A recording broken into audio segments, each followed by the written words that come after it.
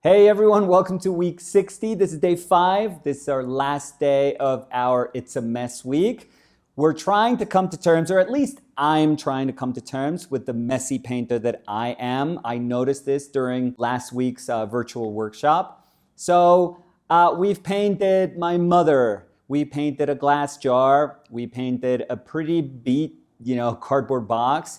Then we painted yesterday a conversation I had with my mother. I thought that was really, really nice, really cool. Today we'll see if we can try to finish off this week with style.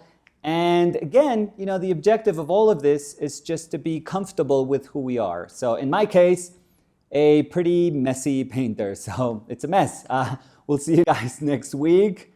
Bye. Okay, let's get started.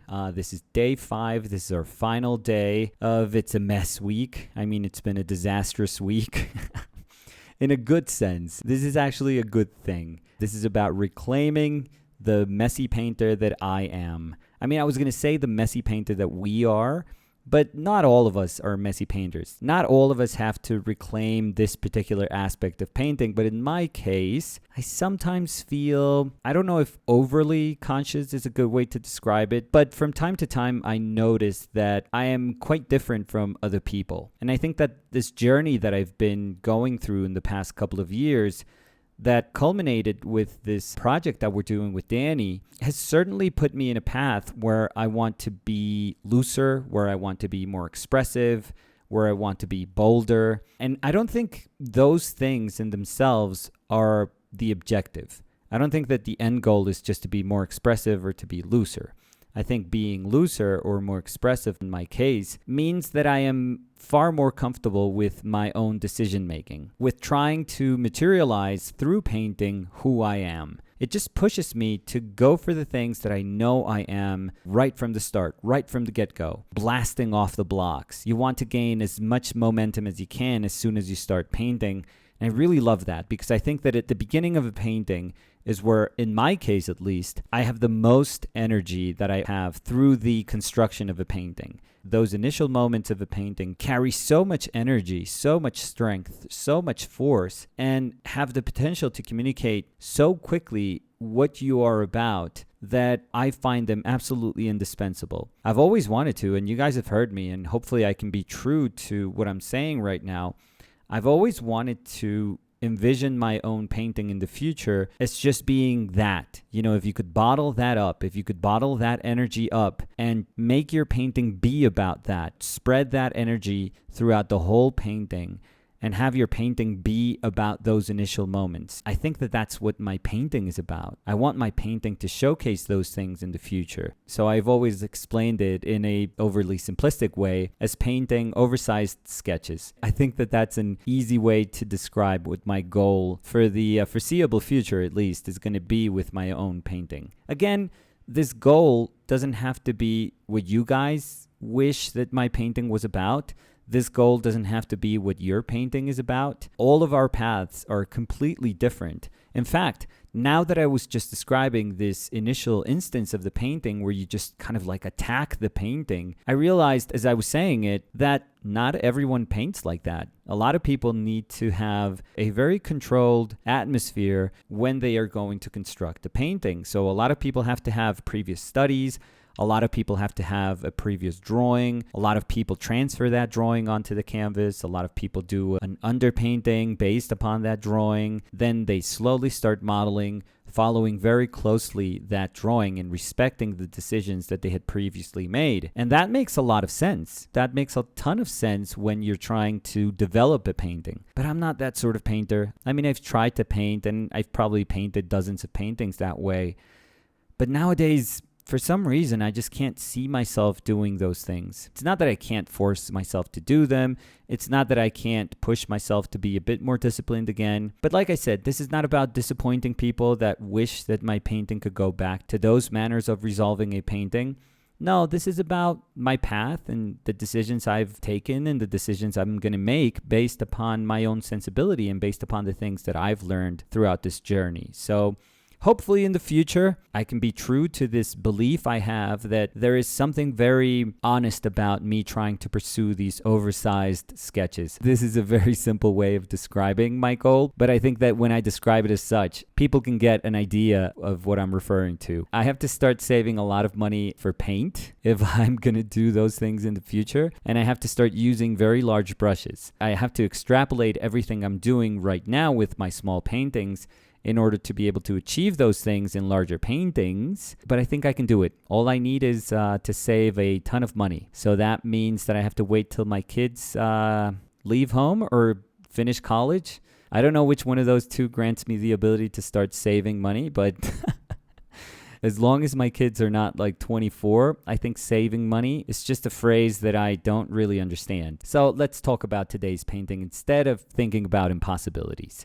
Today's painting is again, one of these efforts to try and reconcile with the fact that I want to be this painter, this bolder painter, or that I want through boldness to try and get close to my own sensibility, to a sensitivity that loves the wholeness of things, that loves the atmosphere that envelops things, loves how things feel as opposed to representing things, to describing things, to nominating things. I've always felt that there is a bigger sense to what we see. And even though the universe is in all of things, even though a speck of dust can hold the nature of our whole universe, I've always tried to understand that speck of dust in context with the bigness of nature. So having said that, I think that belief is the driving force underneath this painting. This is a very simple painting if you think about it. It's just a very regular still life.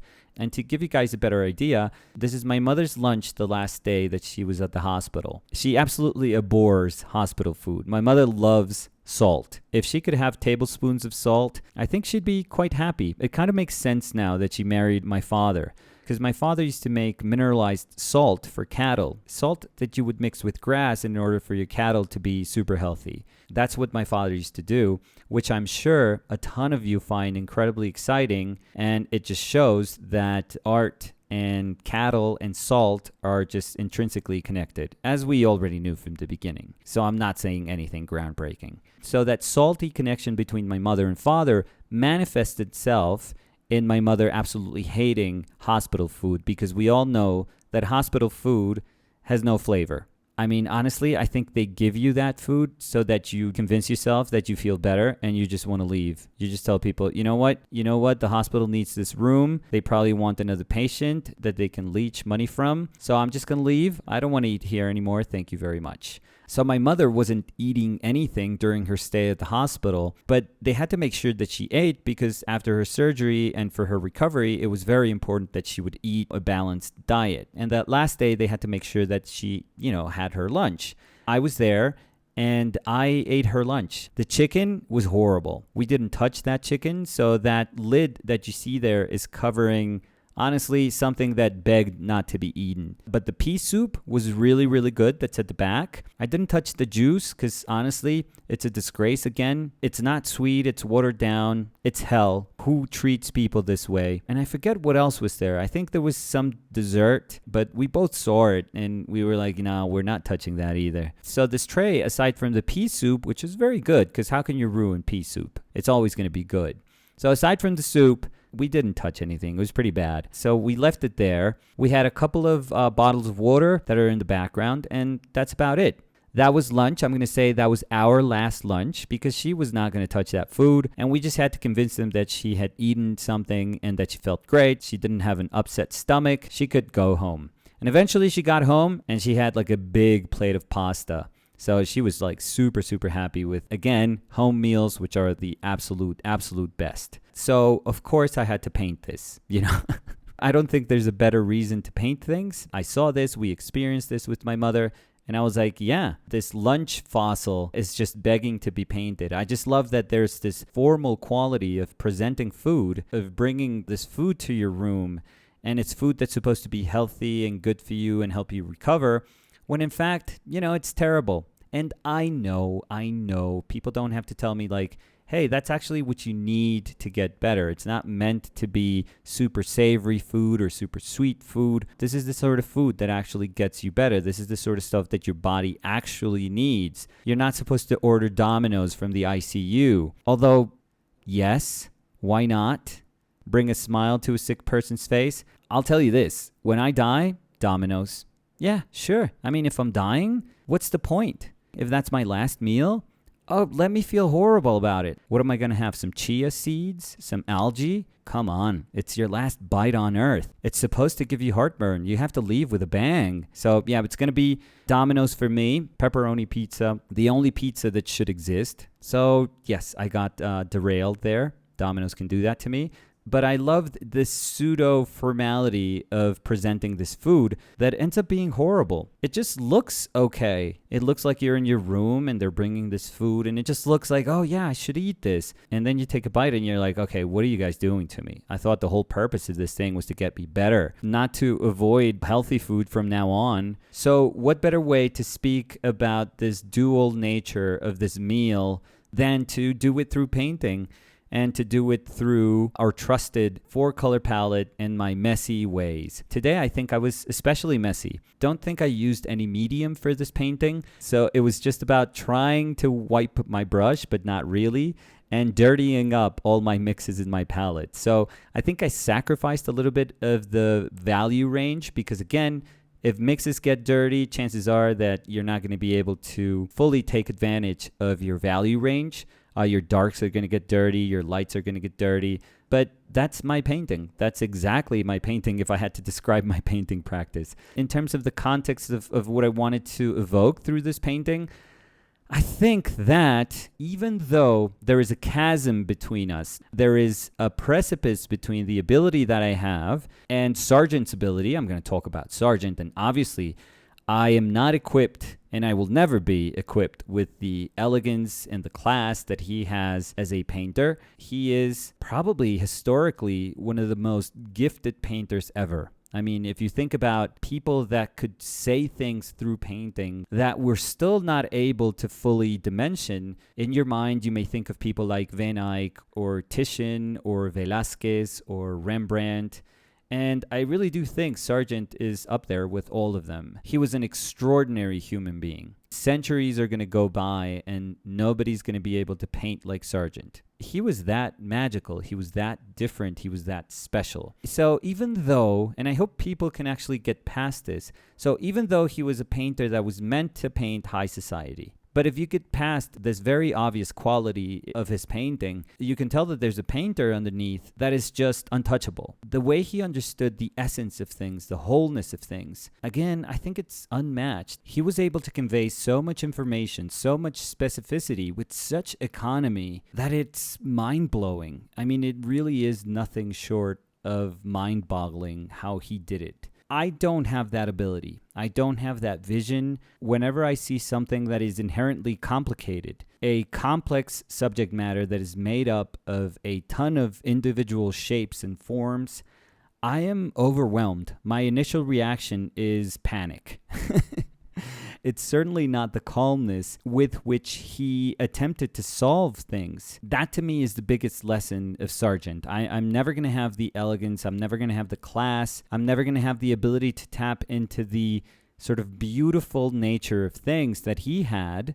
But to me, whenever I see some of his paintings, it's just a reminder that the real essence of things lies not necessarily in their overtly complicated description, but in understanding them as part of this bigger environment. The simplicity that he was able to access is always going to be something that I admire profoundly and that I will always want to be able to achieve.